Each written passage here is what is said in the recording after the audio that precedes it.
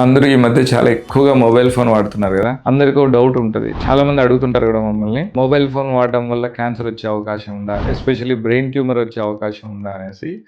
ఇప్పటిదాకా చాలా స్టడీస్ కానీ ప్రూవ్ చేసింది ఏంటంటే అసలు మొబైల్ ఫోన్ వాడడం వల్ల క్యాన్సర్ వచ్చే అవకాశం ఏమీ లేదు. కాబట్టి దానికి ఏం స్ట్రాంగ్ ఎవిడెన్స్ లేదనమాట మన మొబైల్ ఫోన్ వాడితే క్యాన్సర్ వస్తుందని చెప్పడానికి.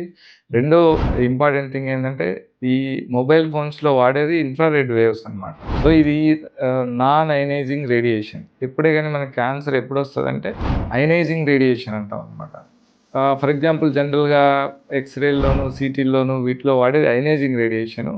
అది కూడా చాలా ఎక్కువ మోతాదులో, అంటే ఏదైనా Chernobyl nuclear power reactor accident జరిగినప్పుడు రిలీజ్ అయిన రేడియో యాక్టివిటీ ఉంటుంది చూడండి, అంత పెద్ద రేడియేషన్ ఎక్స్పోజర్ జరిగితేనే మనకు క్యాన్సర్ వచ్చే అవకాశం ఉంటుంది.